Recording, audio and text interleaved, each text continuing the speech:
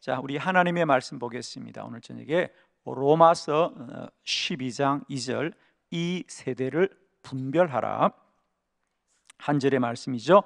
우리 다 같이 크게 합독합니다. 시작. 너희는 이 세대를 본받지 말고 오직 마음을 새롭게 함으로 변화를 받아 하나님의 선하시고 기뻐하시고 온전하신 뜻이 무엇인지 분별하도록 하라. 아멘. 너희는 이 세대를 본받지 말고 오직 마음을 새롭게 함으로 변화를 받아 하나님의 선하시고 온전하시고 기뻐하신 뜻이 무엇인지를 분별하도록 하라. 그랬습니다. 오늘 이 시대에 우리는 정말 이 세대를 분별해야 됩니다. 정말 지금은 중요한 때입니다. 왜? 마지막 때니까, 그죠? 마지막 때니까. 주님 오실 날을 예비하는 때가 지금입니다. 저는 특별히 앞으로 한국 교회는 10년이 중요하다. 정말 제가 지금 제 나름대로 열심히 달려가는 이유도 이게 그렇게 언제나 똑같은 시간이 아니라는 거죠. 앞으로 10년 한국 교회는 매우 중요한 시간을 우리가 보내게 될 겁니다. 우선은 지금 한국 교회는 유례 없이 아마 우리도 다 느끼다시피 영적 침체기를 보내고 있습니다. 이럴 때 우리는 이 세대를 정말 잘 분별해야 됩니다. 정말 우리가 이 세대 가운데 정말 떠내려가지 않고요, 이 세대를 거슬러서 우리가 시대를 변화시켜 가야 되는 거죠. 죽은 물고기와 산 물고기의 차이는 그거예요. 죽은 물고기는 떠내려가고 산 물고기들은 물을 거슬러 올라가거든요. 한 가지입니다. 저는 내가 이 시대에 영적으로 살아있는 사람이나 죽은 사람이냐는 어렵지 않아요. 이런 질문을 참 부담스러워 하던데 여러분 어떠세요? 나는 정말 이 시대에 내 영이 살아있는 사람이다, 죽은 사람이다. 차마 죽었다고 말할 수는 없죠, 그죠? 그럼 너무 슬프니까.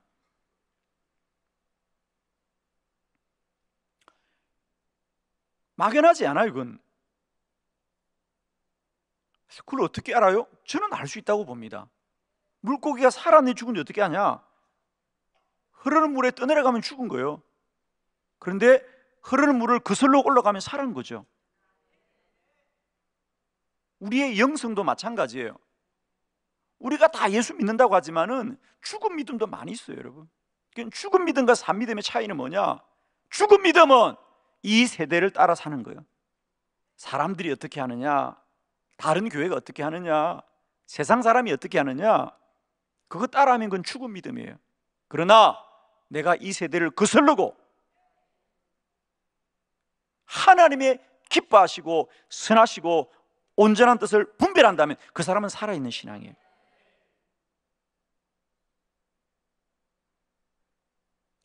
다른 교회는 어떻게 하냐? 야, 다른 사람들은 어떻게 하냐? 그건 죽은 신앙이에요. 그건 더 내려가는 신앙이에요. 남들 하는 것처럼. 여러분의 신앙도 마찬가지예요. 저는 정말입니다. 하나님 앞에 헌금 얼마 해? 물어봐, 옆에 사람한테.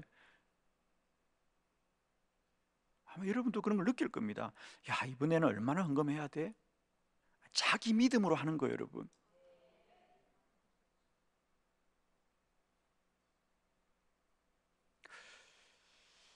여러분, 지금은 정말 우리가 영적으로 깨어 있어야 됩니다. 왜? 주님 오실 날이 임박했기 때문에.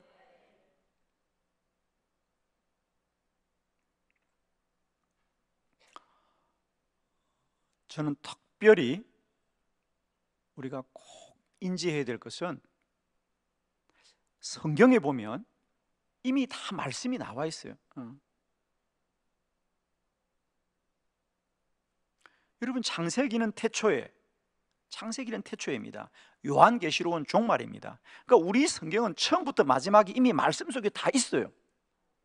여러분, 이거 아시면 됩니다.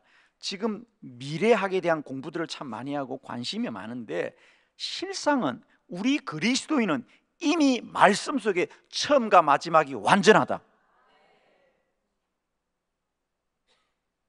이미 성경 속에 우리는 다 있습니다. 태초에 종말에. 요한계시록은 종말이고 창세기는 태초입니다.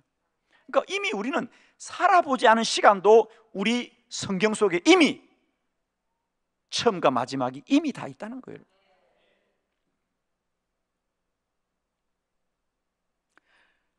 오늘날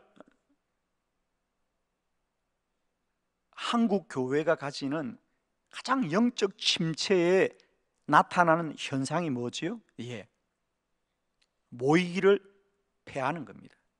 모이기를 패하는 거예요. 참 모이는 게 힘들어요. 뭐 여러분도 그건 느낄 겁니다. 여러분 주변에 아시는 분들이나 또 이웃교회 아시는 장로님이나 권사님들 뭐 다 대화하고 살지 않겠어요? 교회에 가장 어려운 게 뭐죠? 모이는 게 참 어려운 거예요. 모이는 게 어려운 거예요. 그렇게 보면 돼요. 그러니까 모이는 게 어려우면 우리는 죽어가는 믿음이고, 모이는 게 기쁘고, 모이는 게 소망이고 즐거우면 그건 살아있는 신앙이에요. 지금 한국 교회는 모이는 게 너무 어려워요. 오늘도 수요 예배, 이제 이 저녁에 예배 드리는 게 어려우니까 다들 오전에 예배를 드려요. 오전에.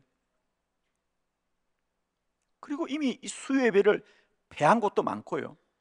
이 수요일 저녁에 우리가 주님을 예배하는 곳이 많지가 않다. 어려우니까. 그래서 그냥 오전에 간단하게 드리고 다 헤어졌어. 그죠? 뭐 주일 오후 예배도 말할 것 없고요. 주일 오후 예배 다 폐하였습니다.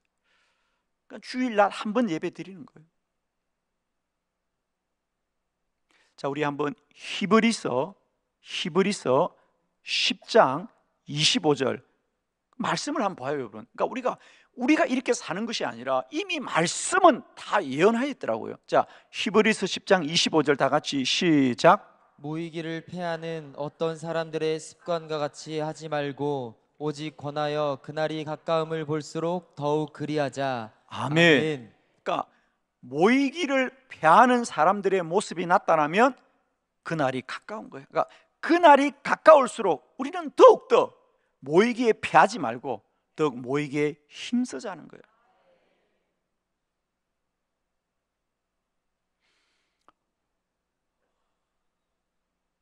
저는 우리 한빛교회가 정말 새벽 저녁으로 기도에 힘쓰고 모든 예배에 모이기에 힘쓰는 것은 하나님의 특별한 은혜고 하나님의 축복인 줄 믿습니다. 여러분, 지금은 뭘 건물이 크냐, 교회 시설이 얼마나 좋으냐, 이게 중요한 게 아닙니다. 건물이 아니에요. 프로그램이 아니에요. 시설이 아니에요. 중요한 건 성도들의 믿음이 중요한 거예요. 그 믿음이 살아있는 믿음이 되고요. 살아있는 믿음은 패하기를 따라하는 많은 사람들의 습관을 우리가 돌파하는 사람들이죠. 한국 교회뿐 아니라 지금 전 세계 교회가 정말 모여서 기도하는 일을 너무 힘들어요. 이게 본분이거든요. 근데 이게 어려워요, 여러분. 제가 이번 주간에도 전화를 하나 받았는데 8월 말에 이제 미국 연합감리교회 감독 회장님이 저희 교회 한국 교회를 방문합니다. 한국 감리교회를 방문합니다. 그래서 8월 27일이 주일인데 미국의 연합감리교회는 아주 큰 교단이거든요. 뭐 거기 이제 감독 회장님이 한국에 오면 주일날 어느 교회에서 예배를 드릴까 지금 본부에서 조정을 하는 거예요. 그래서 저에게 전화가 왔어요. 그래서 본부에서는 뭐 서울의 광림교회나 서울의 큰 교회에서 예배 드리자 이렇게 준비를 한다는 거지요. 그런데 정작 감독회장님을 수행하고 모시고 오는 미국 목사님들은 요즘 미국에서 소식을 들어보니까 서울이 아니고 대전이다 그러는 거예요. 그래서 그분들은 대전에 오고 싶대. 대전에 뜨겁게 기도하는 교회 와서 우리 감독회장님을 좀 보여주고, 그 미국 교회도 좀 이렇게 이 시대에 정말 차갑고 모이기 힘든 이 시대에 여전히 뜨겁게 기도하는 교회에 좀 감독회장님을 보여주고, 미국 교회도 이렇게 기도하기를 원하는 뜻을 가지고 수행하고 오신다는 거예요. 그래서 지금 자기들끼리 싸우는데 나는 가만히 있어. 지금 광림교회 가서 예배 드리게 하자, 아니다 기도하는 한빛교회로 가야 된다고 싸우는데 나는 가만히 있어요. 뭐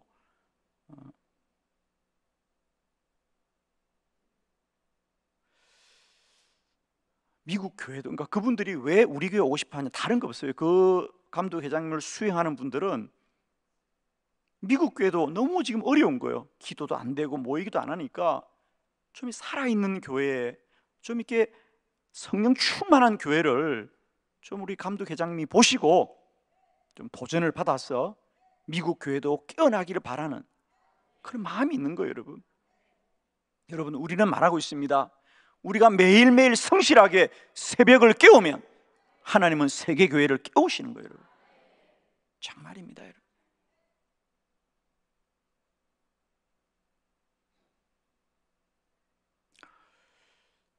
여러분 저는 이제 우리가 이 마지막 시대에 우리가 정말 모이기에 힘쓰는 이것을 그냥 나 혼자의 신앙으로 생각하지 마시고요, 우리 교구와 우리 목장과 우리 가족들이 정말 이 마지막 시대는 모여야 된다는 것을 우리 깨닫고 우리가 더욱더 모이기에 힘써서 마지막 날에 우리의 영혼과 신앙과 믿음을 지킬 수 있기를 축복해요. 여러분 정말입니다. 여러분 한 가지만 꼭 기억하십시오. 자꾸 내가 예배 드리는 것이 부담스러워지고 귀찮아지고 예배 드리는 것이 별 의미가 없어진다, 뭐 그럴 수 있죠. 예배를 뭐 그렇게 자주 드려야 되느냐, 뭐 꼭 뭐 예배를 그렇게 많이 드려야 되느냐, 이런 생각이 들면 여러분은 생각하셔야 돼요. 아, 내 영혼이 죽어가고 있구나. 그래서 정말 모이기를 피하는 어떤 사람들의 습관과 같이 하지 말고 오직 그나하여 그들이 가까이 올수록 우리는 모이기에 힘써야 된다. 자, 다시 주제로 돌아가면, 그러면 우리가 이 세대를 분별하라는 거죠. 그리고 하나님의 선하시고 기뻐하시고 온전한 뜻이 무엇인지를 분별하라고 하는데, 여러분 잘 아셔야 됩니다. 우리는 그러면 내가 무슨 기준으로 알아야 됩니까? 내가 어떻게 분별해야 됩니까? 이렇게 생각합니다. 잘 아십시오. 여러분 하나님의 뜻은 우리가 판단하는 것이 아니고 순종하는 거다. 아멘이죠. 많은 분들이 신앙생활이 힘들다고 하는데 저는 동의하지 않습니다. 신앙생활은 참 쉬워요. 왜? 여러분 신앙생활은 한 가지만 잘하면 됩니다. 어떻게? 하나님의 말씀에 하라고 하는 거 열심히 하면 되고요, 하나님의 말씀에 하지 말라는 거 안 하면 돼. 아멘. 고민할 것도 없어. 상상할 것도 없어. 말씀대로 따라가면 돼. 다윗의 고백대로 주의 말씀이 내 발의 등이요 내 길의 빛이니, 말씀대로 가면 되는 거예요. 그러니까 우리가 이 시대를 분별하는 건 우리가 판단하는 게 아니에요. 말씀대로 따라가면 된다는 거죠. 이미 말씀 속에 우리의 처음과 마지막이 있는 줄로 믿습니다. 그러니까 분별하라는 것은 우리가 생각하고 판단하라는 게 아니에요. 여러분 여기 넘어지면 안 돼요. 말씀을 따라가면 되는 거예요.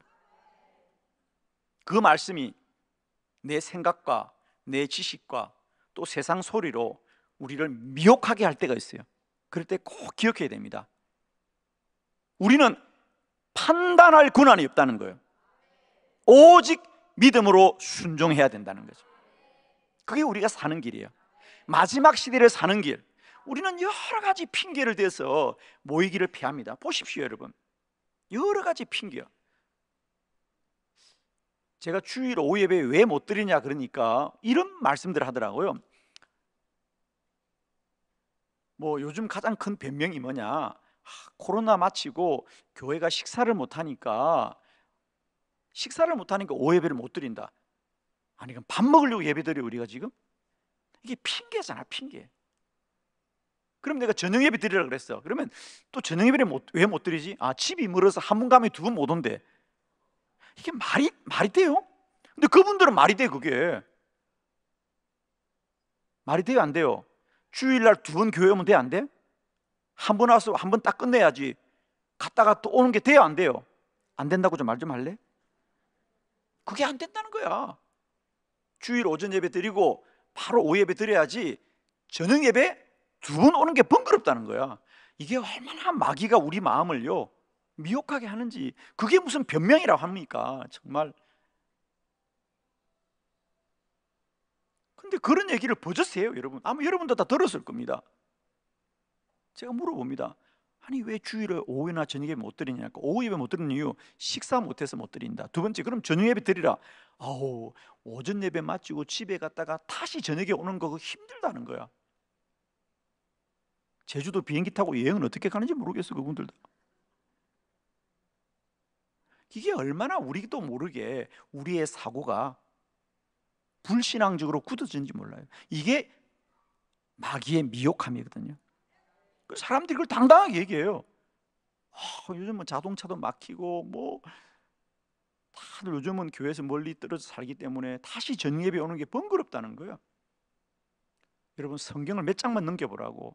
사도행전 초대교회는요 멀어서 교회 못 온 게 아니라 죽인다 그래도 교회로 없던 사람들이란 말이야. 생명과 바꾼 예배입니다, 여러분. 그래서 우리가 좀 이렇게 정말 이게 마귀의 미혹을 이겨야 됩니다. 마지막 날은.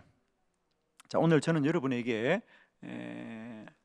우리가 이 때를 분별하는 것은 우리가 판단해야 되는 것이 아니라 이미 하나님의 말씀 속에 다 나와 있는 것을 믿음으로 순종하여 따르는 것이고, 믿음하여 순종하여 따를 때 그들에게는 하나님의 놀라운 축복이 함께 하더라. 그 얘기 오늘 좀 재미있는 말씀과 여러분과 함께 좀 하려고 하는데요. 자, 먼저 우리는 이 마지막 시대를 어떻게 살아야 되느냐? 하나님의 말씀대로 살아야 합니다. 신명기 33장 18절입니다. 우리 다 같이 합독합니다. 우리 18절로 19절을 한 절씩 교독해요. 시작. 제가 18절. 스보론에 대하여 일렀으되 스보론이여 너는 밖으로 나감으로 기뻐하라. 이사가리여 너는 장막에 있음을 즐거워하라. 그들이 백성들을 불러 산에 이르게 하고 거기에서 의로운 제사를 드릴 것이며 바다의 풍부한 것과 모래에 감추어진 보배를 흡수하리로다. 아멘. 아멘. 자, 오늘 본문은 이제 신명기 33장이면 이제 마지막 결론 부분이죠. 본문의 내용은 이런 겁니다. 이제 모세가 이스라엘 백성들이 광야를 다 지나고 이제 모세는 느보산에서 그의 생애를 마감합니다. 그리고 그는 이제 이스라엘 백성들에게 안수하면서 12지파에게 축복 기도를 합니다. 오늘 본문은 그 중에서 9번째 그 이사갈 지파죠. 거기 보니까 뭐라고 했습니까? 이사갈이여 너는 장막에 있음을 즐거워하라. 그래서 이사갈은 야곱의 12지파 가운데 9번째 지파입니다. 레아에게는 5번째 아들이었죠. 이 이사갈 지파에게 모세는 너는 앞으로 장막에 있음을 즐거워하라. 장막에 있음을 즐거워하라. 그 장막은 우리가 흔히 아는, 그러니까 출애굽기 보면 장막 있고 회막 있다고 성막 있다 그랬잖아. 근데 여기서는 장막이라고 했지만은 그것은 일반적인 처소가 아니고 예배드리는 성막이었던 걸 알 수 있는 게, 왜냐하면 거기 보면 19절에 너희는 거기에서 어로운 제사를 드릴 것이다. 그러니까 너희가 장막에 있음을 즐거워하라는 것은 그냥 집에 있으라는 뜻이 아니고 여기서의 장막은 성막을 말한다는 거죠. 너희는 장막에 있음을 즐거워함으로 거기에서 하나님 앞에 어로운 제사를 드려라. 그러면 바다의 풍부한 것과 모래에 감춘 보배를 흡수하리로다.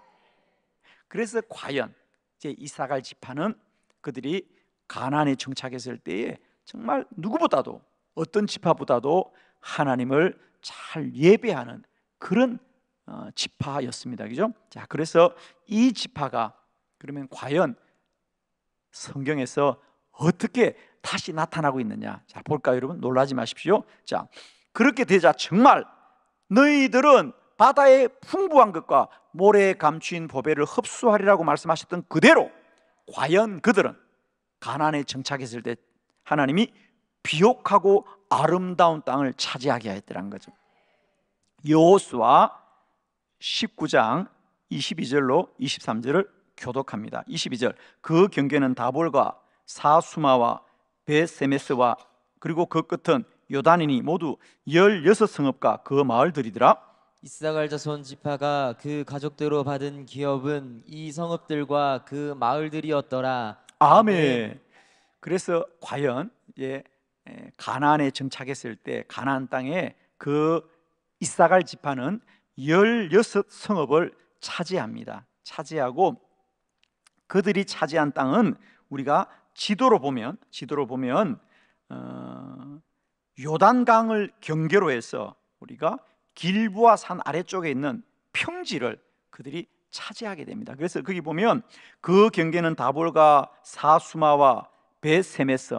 여러분 베세메스는 기억나죠? 그죠? 베세메스. 암소들이 수레에 법궤를 싣고 갔던 곳이 바로 베세메스잖아요. 그죠? 그러니까 우리는 이런 지명들을 몰라요, 사실은. 그런데 그 지역을 꼽아보면 이 지역은 참 비옥하고 아름다운 땅이구나. 참 비옥하고 아름다운 땅이구나. 예를 들면 우리나라 말로 하면 뭐 그들이 호남 평야를 차지해야 했더라. 그러니까 외국 사람들은 호남 평야 그러면 어떻게 알겠어요? 그러나 우리는 알잖아요, 그죠? 참 들이 넓은 땅을 차지했구나, 뭐 이런 거죠. 그래서 그들이 하나님의 말씀을 쫓아 하나님의 장막에서 하나님의 제사를 드리기를 즐거워하자 하나님은 그들에게 많은 땅을 차지하게 하고 비옥하고 아름다운 땅을 차지하게 하더라. 세 번째, 그래서 그들은 그 여호수아 시대만 끝나는 것이 아니고요, 이사갈 지파에서 많은 지도자가 나옵니다. 역대상 12장 32절입니다. 다 같이 시작. 이사갈 자손 중에서 시세를 알고 이스라엘이 마땅히 행할 것을 아는 우두머리가 200명이니 그들은 그 모든 형제를 통솔하는 자이며. 아멘. 자, 오늘 역대상 12장은 우리가 성경을 보면 무슨 말이냐면 이제 이스라엘이 이제 사울 왕의 시대가 패하고 다윗 왕이 새로운 왕으로 등극할 때에 그 다윗의 편에 섰던 다윗의 군사들의 이름을 성경이 다 나열을 합니다. 그러면서 이사갈 지파, 이사갈 자손 중에는 누가 정말 다윗을 도와서 어려운 일에 참여했느냐? 그래서 말하기를 이사갈 자손 중에는 시세를 알고, 그러니까 그 시대의 흐름을 알고 이스라엘이 마땅히 행할 것을 아는 우두머리가 200명이나 있었더니 그들은 모든 형제들을 통솔하여 다윗을 도왔더라, 그 말입니다. 그러니까 다윗이 왕이 되었을 때에 이사갈 지파가 많은 지도자가 나와서 다윗을 도와서 하나님의 역사를 이루었더라. 제가 이 32절을 표준 세번역으로 한번 찾아보니까 훨씬 더 우리가 손에 잡히게 본문이 있습니다. 한번 같이 우리 합독해 볼게요. 시작. 이사갈 자손의 우두머리 200명이 그들의 모든 부하를 이끌고 왔다. 그들은 때를 잘 분간할 줄 알고 이스라엘이 하여야 할 바를 아는 사람들이다. 아멘. 아멘. 무슨 얘기냐면 이제 사울 왕과 다윗이 서로 대결할 때에 이사갈 지파들은 그들은 때를 분간할 줄 알고 다윗의 편에 섰더라. 할렐루야. 그 말입니다. 여러분, 오늘 우리가 이 세대를 잘 분별하시길 바랍니다. 열심히 산다고 되는 게 아닙니다. 그 열심히 사는 그 때를 누구의 편에 설 것인가가 참 중요합니다, 여러분. 저는 목회자로서 정말 이 시대를 사는 교회와 성도들은 참 힘든 시대를 우리가 정말 보내고 있습니다. 우리가 정말 이 시대를 조금만 생각해 보면요, 우리가 믿음을 지키는 것이 얼마나 어려운가. 제가 볼 때는 참 우리 한빛교회는요 특별한 교회입니다, 여러분. 아마 여러분은 교회가 다 이럴 것이고 모든 사람이 다 이렇게 신앙생활을 한다고 생각하는데, 저는 매주 많은 교회를 방문하고 많은 성도들을 만나고 그러면서 정말 이 시대에 우리가 믿음을 지키고 산다는 것이 얼마나 어려운지 모릅니다. 그러나 우리는 고민하지 않고 기도하기에 힘쓰게 하여 주시고, 또 함께 기도할 수 있는 많은 믿음의 근속들을 함께 우리가 있게 하여 주시어서 우리는 세상에 어쩐 줄을 모르고 이렇게 은혜 가운데 든든히 서게 하시니 얼마나 감사한가. 정말 얼마나 감사한지 모릅니다. 그러나 지금 실상 우리들의 교회는 너무 어려운 때를 지금 보내고 있습니다. 얼마나 어려운 때를 보내고 있는지 몰라요. 그 중에 가장 어려움이 모이기를 피하는 이제 이 마지막 때에 마귀의 미혹함이 교회를 넘어뜨리고 성도들의 영혼을 넘어뜨리고 있거든요. 여러분, 이럴 때 우리가 잘 세대를 분별하여서 내 영혼을 지키는 게 지금 너무 중요한 때입니다. 내 자녀들의 믿음을 지키는 게 너무 중요합니다. 여러분, 우리 교구와 목장에서도 서로 잘 건면하셨어.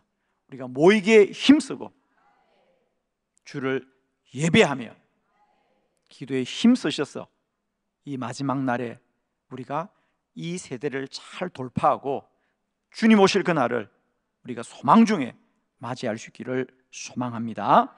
베드로전서 4장 7절의 본문입니다. 다 같이 합독합니다. 시작. 만물의 마지막이 가까이 왔으니 그러므로 너희는 정신을 차리고 근신하여 기도하라. 아멘. 아멘. 요즘 제가 가장 많이 묵상하는 본문 중에 하나입니다. 만물의 마지막이 가까이 왔다. 그러므로 너희는 정신을 차리고 근신하여 기도하라. 우리가 평화로울 때, 나라가 평화로울 때 사는 방식과 나라에 전쟁이 났을 때 사는 방식은 마땅히 달라야 됩니다. 나라에 전쟁이 났는데 마치 아무 일 없이 산다면 그건 정말 어리석은 자입니다. 여러분, 지금은 마지막 때입니다. 마지막 때입니다. 지금 시절을 우리가 그냥 아무 일 없는 것처럼 그렇게 살아야 될 때가 아니에요. 저는 정말 그렇게 생각합니다. 저를 만나는 사람들은 한결같이 말합니다. 아유, 목사님 그렇게 바쁘셔서 어떻게 해요? 건강 조심하시고 좀 쉬었다 하라 그러는데, 여러분 지금 쉴 수가 있어 없어? 없다고 빨리 말할래? 지금 쉴 수가 있냐고. 왜? 여러분 전쟁이 났는데, 마지막 때인데 이미 하나님의 카운트다운이 이제 시작되었습니다. 우리는 자꾸 우리가 살고 싶은 대로 마치 지금이 아무렇지도 않은 듯이 뭐 여유롭게 뭐 좀 쉬었다가 뭐 그럴 여유가 지금 없습니다. 내일 일정을 보니까 저는 내일 점심도 먹을 틈이 없는 것 같아요. 여러분. 아무도 불쌍한 표정을 짓지 않는. 내일 일정은 점심은 포기해야 되는 일정이에요. 오전에 집회 마치면 불이 나게 또 노래장전에 가서 방송하고, 3시 마치면 또 3시 반까지 강화문으로 불이 나게 가서 회의를 해야 돼요. 그러나 저는 감사합니다. 이 때를 알게 하시고 주의 일에 쓰임받게 하시니 감사할 뿐이지 그게 원망스럽지 않아요. 여러분, 아무쪼록 우리가 지금 마치 아무 일이 없는 것처럼 우리가 왜 이렇게 지금 무엇이 큰 일이 난 것처럼, 일이 났잖아요. 지금 하나님의 카운트다운이 시작됐다는 거예요. 축복합니다. 지금은 이 세대를 잘 분별했어요. 하나님이 기뻐하시고 선하시고 온전함이 무엇인지를 분별하라. 그 말은 뭐냐? 이제는 정말 하나님의 말씀으로만 살아갈 때이기 때입니다. 정말입니다.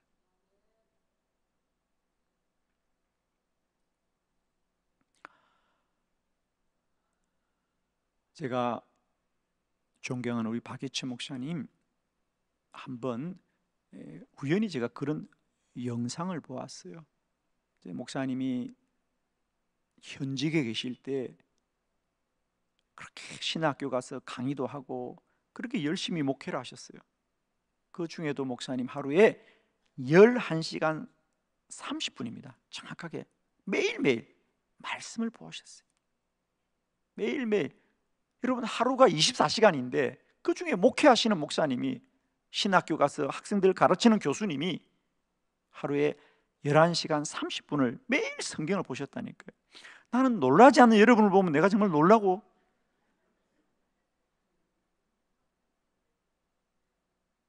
그런데 목사님이 은퇴를 하셨어요. 목사님은 은퇴하시면 마음의 소원이 뭔지 아세요? 더 성경을 많이 볼 거라고 생각했죠. 제가 목사님 아파트 사택에 한번 방문한 적이 있어요.